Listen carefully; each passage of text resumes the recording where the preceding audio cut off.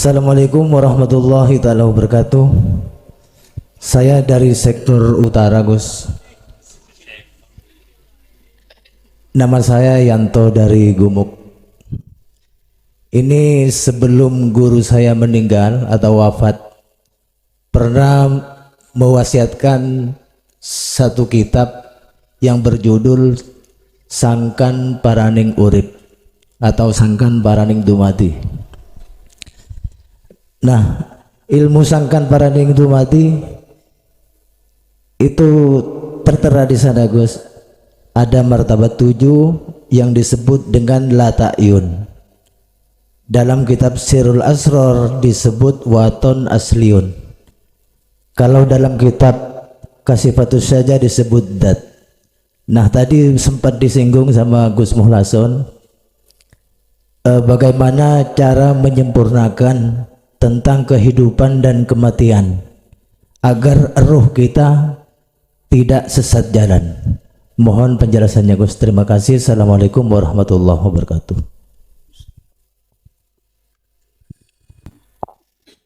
Oleh karena ada kaitannya dengan sangkan paraning dumadi, sangkan paraning urip, maka jalankanlah mutu qoblal maut untuk menyempurnakan kehidupan ini dengan kematian. Kita harus laksanakan mati sebelum mati. Itulah yang disebut mati sakjeroning urip. Itu bahasa Jawa.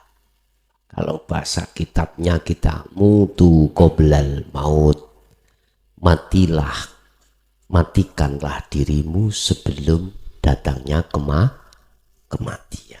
Artinya yaitu tadi yang di depan. Nafikanlah, hilangkan rasa keakuan kita yang melakukan. Kalau itu sudah kita nafikan, itulah yang disebut mutu qoblal maut.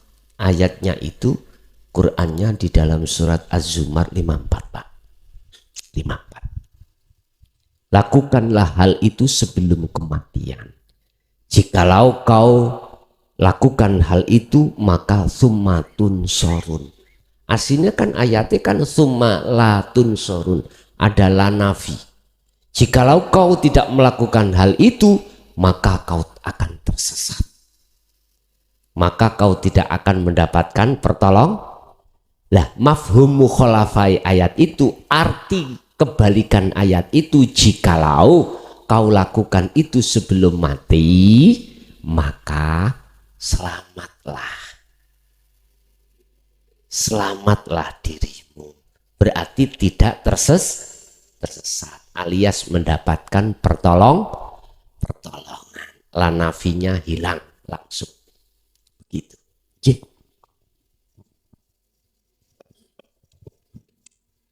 Assalamualaikum warahmatullahi wabarakatuh. Tadi disebutkan, Gus, bahwa ruh adalah manifestasi dari Allah. Yang ingin saya tanyakan, bagaimana dengan jasad? Karena disebutkan di dalam Asmaul Husna bahwa Allah ad-dhahiru wal batinu. Mohon penjelasannya, Gus. Wassalamualaikum warahmatullahi wabarakatuh. Waalaikumsalam warahmatullahi wabarakatuh. Mungkin kita masuk dalam ayat wa min waraihim barzakhun ila yaumi yub'atsun. Ada hari kebangkitan di mana Allah membangkitkan jasad itu yang tadinya berpuluh-puluh tahun, bahkan ratusan, bahkan ribuan tahun yang sudah jadi tanah. Dan itu sangat mudah bagi Allah untuk membangkitkan daripada menciptakan Adam sebelum ada jasad. Maksudnya gini, Pak Bu. Ketika bopo lan biyu, Bapak Ibu, ketika Bapak Ibu kita ada hajat, paham nggih? Ada hajat. Itulah proses iradah Allah untuk mewujudkan kita sebagai anaknya. Anaknya Bapak dan Ibu. Tapi sebelum hajat itu datang, ketahuilah sesungguhnya yang namanya Nur Muhammad, wiji kang dumadi, wiji yang terjadi pada diri hidup, wiji kang dumadi pada diri urip, wiji kang dumadi sak jerone urip itu sudah terjadi. Ini kan urusan roh. Berhubung yang ditanyakan jasmani, Bapa lan biyung, ibu dan bapak punya hajat. Ketika hajat itu sudah terjadi, itulah yang kumaksud pertemuan antara ruh dengan jasad. Jasad Allah ciptakan dari sari pati tanah, bahasa sekarang min nutfatin, dari nutfah. Lah nutfah itu yo asale sangka sari pati. Mohon maaf, luwih mudah membangkitkan sesuatu yang sudah ada daripada menciptakan sesuatu yang belum ada. Ila yaumi yub'atsun, ada hari kebangkitan nanti. Bahasa syariat dulu saya kupas. Seluruh manusia akan dibangkitkan, yang tujuannya untuk mempertanggungjawabkan semua perilaku saat ketika ada di dunia. Ini terjadi sok di hari akhir atau hari setelah hari kiamat. Dan itu secara fisik memang terjadi. Terjadi Bapak Ibu, terjadi. Cuman secara hakikat kebangkitan itu bukan tempatnya ada di jasmani, di rohani. Secara hakikat ya, hakikat. Kapan? Ya saat-saat jenengan ini sudah mendapatkan ma'ul hayah, air kehidup. Mana air kehidupannya? Nggih mohon maaf, jenengan itulah mendapatkan ilmu dari Allah yang disampaikan lewat Mbah Yai. Paham nggih? Itulah ma'ul hayah. Awalnya ruhaniyah kita gersang alias mati. Dikatakan mati, kita itu menjadi tawanan hawa nafsu, menjadi budaknya hawa nafsu. Disebut hati yang mati. Ruhaniyah yang mati ya ini. Tapi ketika saat datangnya dinu tauhid, kita terima, maka kehidupan sedikit demi sedikit akan muncul tanda-tanda kehidupannya. Berarti kita dibangkitkan dari perbudakan hawa nafsu. Siapa panjenengan yang sudah melaksanakan hari kebangkitan secara hakikat, mohon maaf, estu mohon maaf, inilah yang dimaksud Rasulullah 8 golongan orang besok itu semuanya tidak mendapatkan payung dari Allah kecuali 8 golongan ini.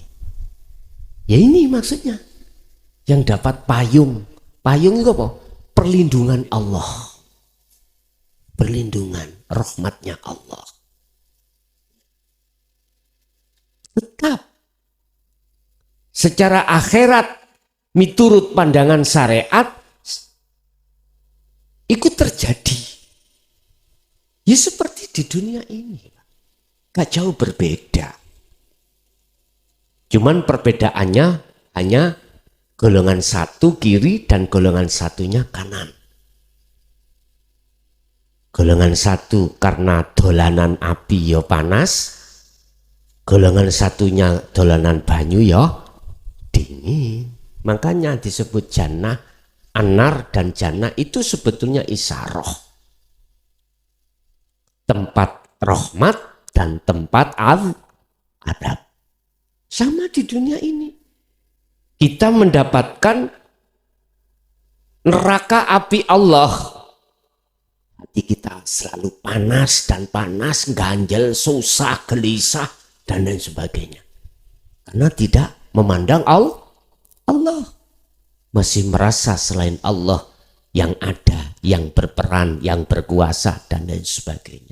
Coba, kalau di dunia ini hati, kalau sudah ma'rifat Allah. Allah katakan dalam satu ayat, ala inna awliya Allah la khaufun alaihim walahum yahzanun. Perai khawatir, perai gelisah, perai takut. Bagaimana jenengan akan takut wong jenengan gak ada? Masa sih Gusti Allah takut? Mokhal toh? Kalau Allah punya sifat takut, khawatir lah, mokhal toh? Mokhal. Inilah yang Rasulullah katakan bi ghairi hisab. Golongan tanpa karena tidak pernah ngaku-ngaku. Laksana dompet Pak, orang yang duiti. Hitung yok nopo. Hisab kan hitung Pak. Oleh dihitung sebab dompet ada uangnya. Kalau nggak ada uangnya kok dihitung wong gendeng itu. Enggak ada duitnya kok. Epok, itu namanya epok. Pura-pura lah. Nah. Jangan. Ya nggak mungkin lah Pak, wong gak ada uangnya kok dihitung. Karena kita di dunia ngaku-ngaku weku, baru dihitung, dihisap sampai Allah. Des. Ternyata ditimbang hisapane antarane sing apik ambek sing elek. Wakeh sing elek. Makanya Rasulullah, ya sahabat, tahukah kau siapa mukhlis itu? Muflis, orang yang muflis. Ya, bangkrut. Jawabannya macam-macam. Ada yang dodolan nggak payu, jualan nggak laku, ya. Laku tapi nggak dapat uang. Oh bukan itu. Akhirnya dijawab Rasulullah, wong sing muflis itu tatkala di dunia sholatnya lengkap, zakatnya tiap saat, puasanya nggak tahu telat, hajinya tahun haji. Tetapi dia menyakiti orang, mendolimi orang. Bahasa syariat iki naya ngoten. Sebetulnya mendolimi Allah. Mendolimi orang sama dengan mendolimi Allah.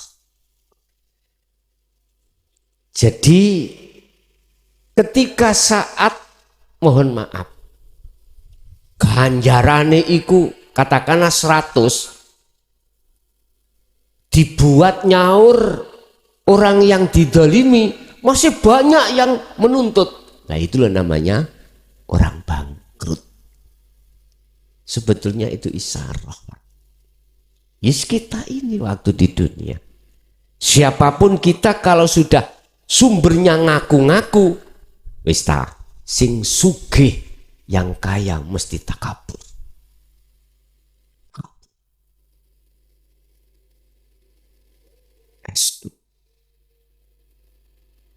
Sumbernya dari merasa mengakui.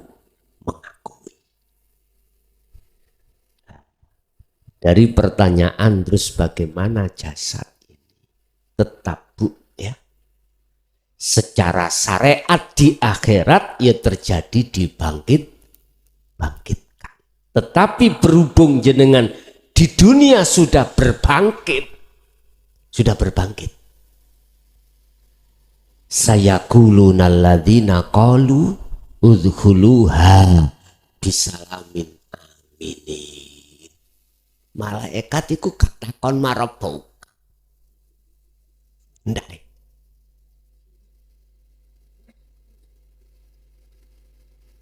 Sayaquluna bakal ngomong. Artinya malaikat disuruh Allah ngomong, bicara ngini, monggo tempatmu wis disediakan.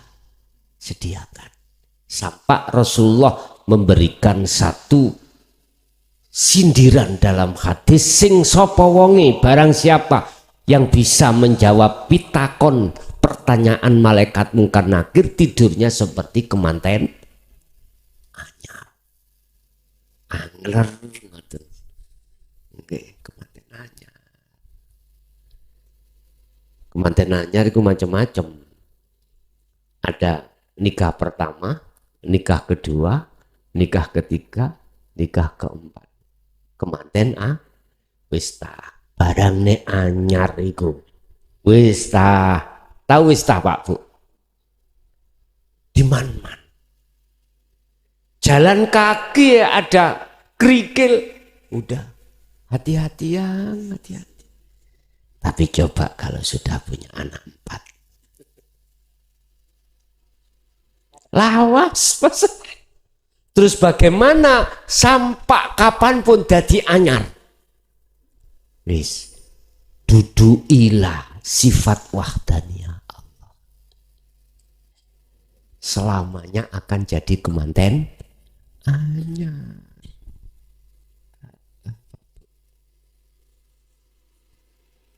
Tetap Bu ya, istilah bahasa dua golongan itu konsekuensinya tetap terbawa terjadi. Yang ahli hijab ya dibangkitkan, keterangan dalam Al-Quran ya, secara syariat dibangkitkan manusia itu nanti disesuaikan dengan amaliyah waktu ada di dunia. Ada yang kepala anjing ya, ada yang kepala macam-macam itu karena dirinya sendiri waktu di dunia, bahasa prosesnya seperti itu. Tapi bagi jenengan yang sudah duduk di dinul haq, sudah roboh yang namanya barzah, Anda sudah dibangkitkan dari penjajah, akhirnya jenengan merdeka ya. Piye to Pak nek merdeka? Tinggal menjaga kemerdekaan Anda. Nyun sewu, mungkin mbah-mbah dulu waktu zaman Belanda Mbak ya, yang menangi, yang dapok zaman Belanda, zaman Jepang, kan kita terjajah, kan nggak bebas. Bagaimana kita taruhkan jiwa dan raga untuk merangi. Kalau sudah merdeka, kita itu pelaku penikmat sebetulnya itu. Mbah buyut kita yang waktu itu. Lah itulah jihad kecil. Lah sekarang jenengan jihad besar, lebih besar, apa melawan hawa nafsu. Oke. Jadi golongan ahli syuhud iku malaikat tidak bertanya, tapi malah mempersilahkan. Enggak wani Pak, takok enggak wani. Enggak berani mau tanya. Lah sing ditanya itu sudah tahu jawabannya. Lah malaikat takon itu sebab kita tidak tahu siapa sebetulnya Allah. Waktu di dunia kita baca-baca Allah, nyebut-nyebut Allah, tapi tidak tahu Allah. Pasti ditanya.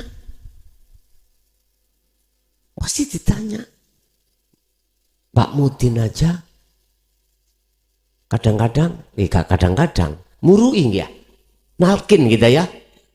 Lah sebetulnya Pak itu nalkin yang hidup, nalkin yang datang itu loh.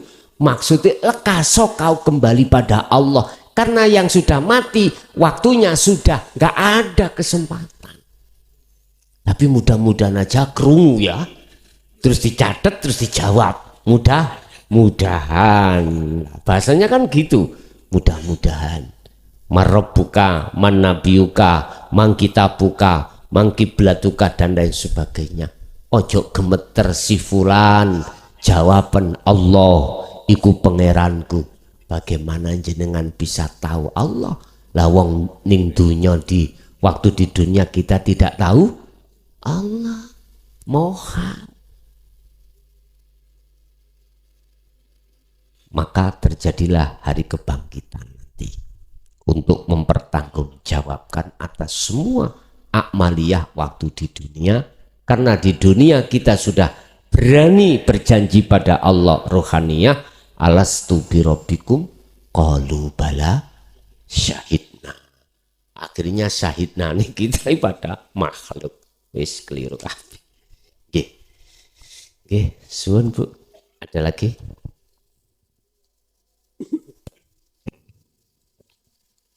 Assalamualaikum warahmatullahi wabarakatuh. Perkenalkan Gus, nama saya Gatot Eko yang beberapa hari lalu SMS kepada Gus, tepatnya tanggal 23 November 2023. Saya sama dengan Bapak yang di belakang, jamaah YouTube. Sehingga kami betul-betul pemula. Yang tanggal 24 November 2023 kemarin dibalas oleh Gus yang intinya Gus siap menjadi guru akhirat saya. Dijawab nggih. Terus jenengan paringi dasar-dasar tauhid yang ada 10. Namanya pemula, saya baca mulai hari Jumat Wage yang datang itu kita baca nomor 1 2 kali. Semua rata-rata lebih dari 2 kali karena nggak paham-paham gitu ya. Akhirnya pada malam Jumat, bukan malam Jumat, pada hari Jumat manis kemarin saya memaksakan diri untuk membaca yang nomor 10.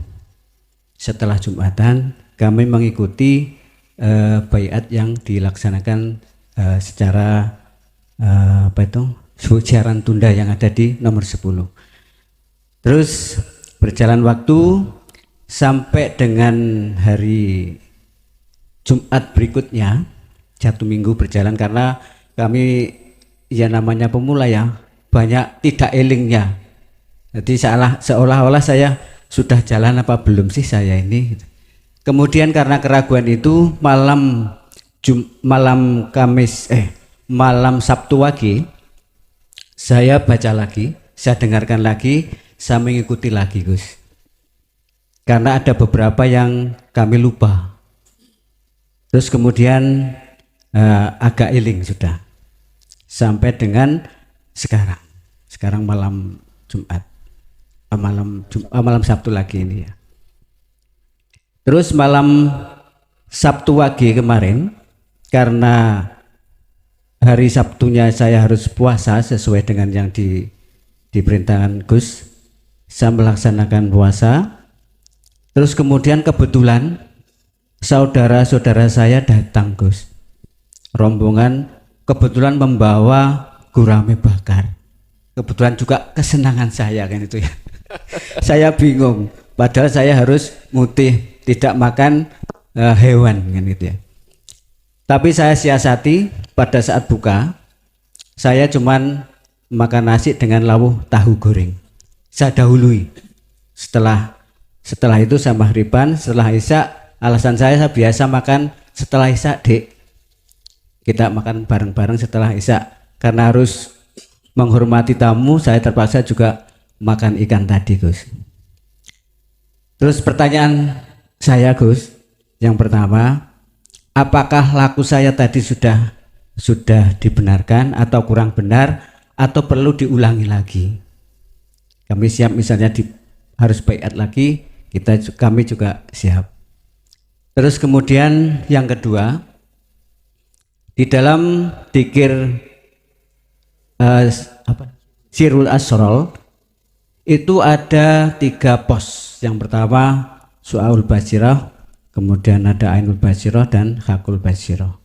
Dari pos-pos tadi Gus, apakah secara laduni atau Gusti Allah sendiri nanti yang akan menuntun kita dari pos 1, kedua, dan ketiga, atau kita ada amalan-amalan lagi yang harus kita laksanakan untuk meningkatkan dari pos ke pos tadi. Nih. Terus kemudian yang ketiga, kami tadi juga belum paham tentang air. Air itu tidak akan bisa memberikan kesegaran dan tidak akan bisa menghilangkan dahaga kalau tidak karena Allah. Iya, saya paham. Cuman yang belum kami pahami tadi, air ini kan hancur kalau tidak ada lah. Kalau tidak ada lah, ini akan hancur. Lah ini apakah ini Gusti Allah? Ini itu Gus. Lah ini. Mohon penjelasannya Gus. Terima kasih. Wassalamualaikum warahmatullahi wabarakatuh. Waalaikumsalam warahmatullahi wabarakatuh.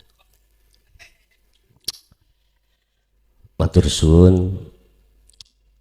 Pertanyaan yang pertama, apakah laku saya tadi sudah benar? Sudah. Gak usah diulang lagi, beat itu sudah enggak. Tinggal jenengan iki berkholwat baik secara umum maupun khusus. Umum yang dimaksud jasmani berinteraksi terhadap urusan dunia. Ruhaniyah hati tetap berzikir. Sirul Asrar di Su'aul Basirah. Lah, pertanyaan yang kedua, apakah ada aurat lain untuk memindahkan pos 1 ke pos kedua? Tidak, Pak. Cukup jenengan terus mendawamkan, mengistiqomahkan, mengasah Sirul Asrar di Su'aul Basirah.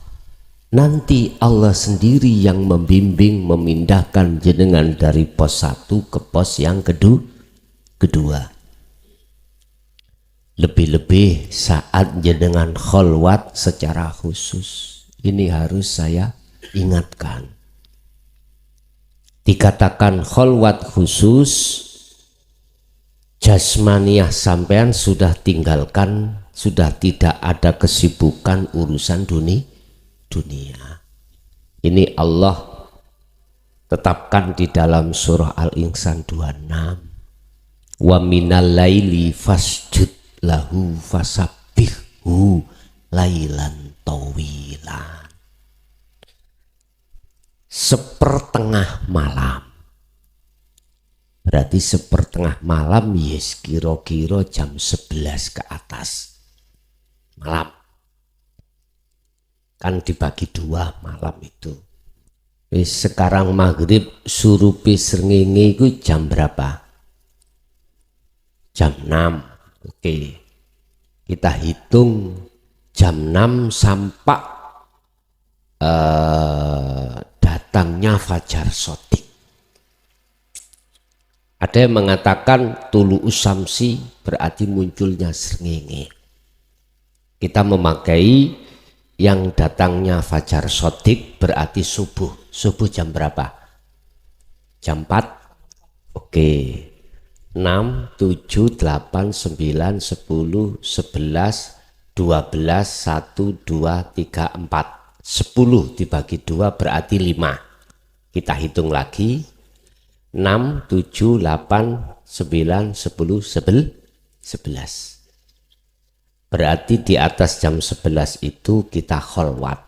Cuman yang perlu kami ingatkan, ketika jenengan kholwat khusus ini rentan Allah itu nguji jenengan rohaniah diperjalankan di dunia mukasafah. Rentan.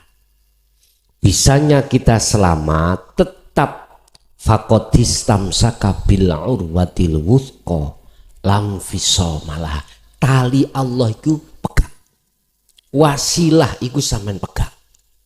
Wasilah itu tali, talinya ruh pada Allah.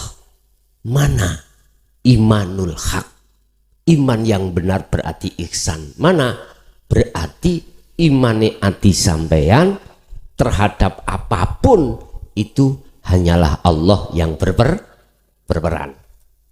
Berarti ketika saat dimasukkan alam malakut ketemu para malaikat, hati jenengan madepe menyang Allah.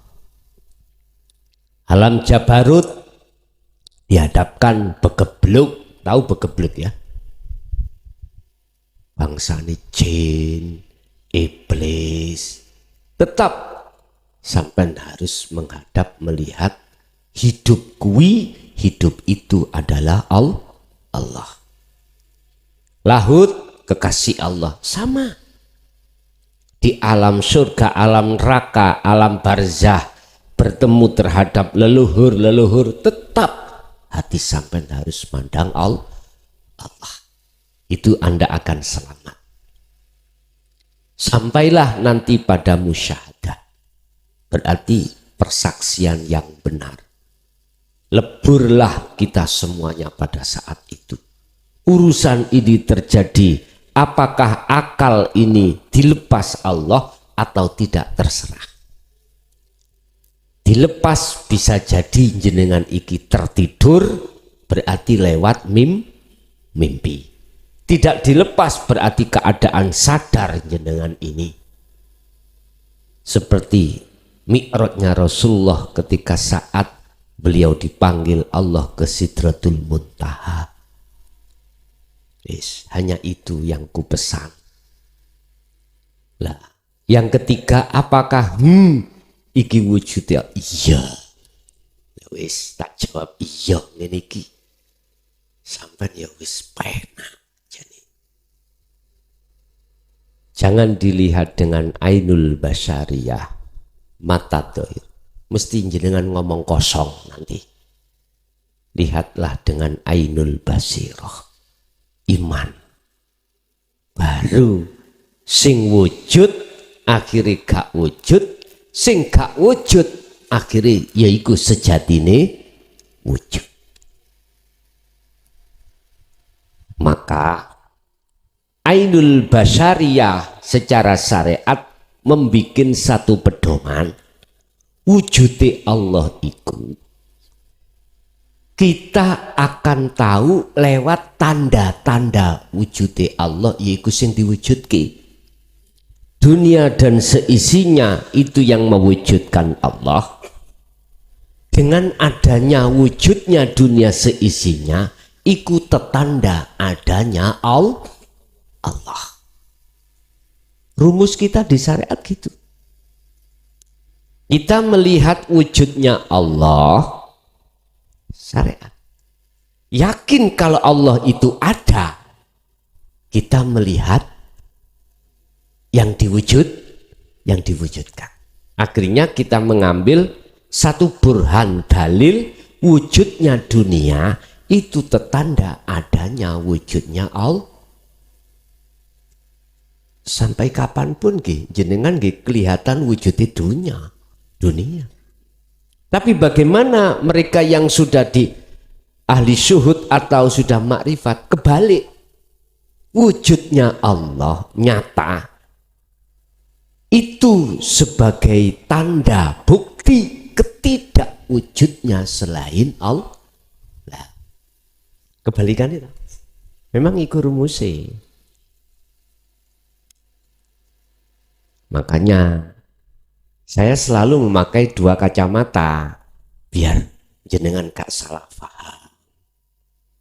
Sapa sing nulung awakmu? Pak D. Berarti ngomong Pak D berarti kan menungso toh ya. Imanku Pak D, berarti Pak D nutupi hatiku dengan Allah. Bener miturut syariat nyatane Pak D. Tapi hakikat yaitu tadi kembali lagi Allah. Tapi ojo jangan macam-macam. Pak D takok, sapa sing nulung amang son? Allah. Loh berarti Pak D Allah son. Ulian. Akhirnya salah paham. Jadi leres Pak. Nggih. Niki. Ya. Dan ini pernah Allah sampaikan pada Nabi Muhammad. Idza sa'alaka ibadi anni wa inni qaribun. Muhammad, jikalau hambaku tanya tentang aku Muhammad. Nah, jawaban. Wa inni qaribun. Aku ini dekat. Dekat apa? Mboten jauh. Bagi siapa Allah itu dekat? Bagi mereka yang sudah terlibat di dalam tauhid la ilaha illa anta wa ana. Anta kan dekat, kamu. Lah gitu dah. Huwa, dia. Dia berarti jauh. Allah, nama apa lagi? Lah saya lo nggak pernah rupanya Desi Ratnasari. Lah kok aku dikatakan cinta nang Mbak Desi. Mokal. Lah wong aku gak tahu ketemu Mbak Desi. Wonten jenenge Mbak Desi. Ngapunten ganggu ada.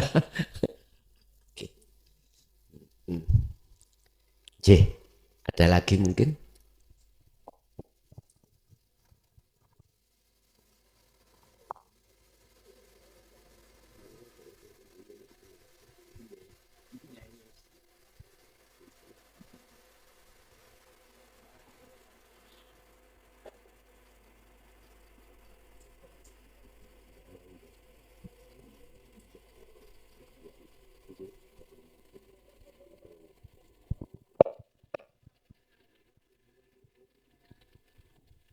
Masih ada. Model ngeten nggih monggo, model ngeten nggih monggo. Mana yang mudah sampean? Gitu nggih. Fa aina man tuwallu fa thamma wajhullah. Dimanapun kau menghadap, mengarah, di depanmu ada wajah jwengle itu Pak ya. Nyuwata. Al-haqqu laisa bimahjubin. Allah itu al-haq, tidak bisa ditutupi dengan suatu apapun. Itu Allah. Ditutupi ini. Lah iki ini. Sampun cukup? Cukup nggih? Nggih. Bapak Ibu hadirin jamaah rahimakumullah. Itulah apa yang telah diberikan Allah terhadap kita. Semoga menjadi satu pemahaman ilmu yang bermanfaat terhadap laku kita saat di dunia ini dan menjadikan satu buah ilmu yang barokah terhadap anak keturunan kita ila yaumiddin. Lahumul Fatihah.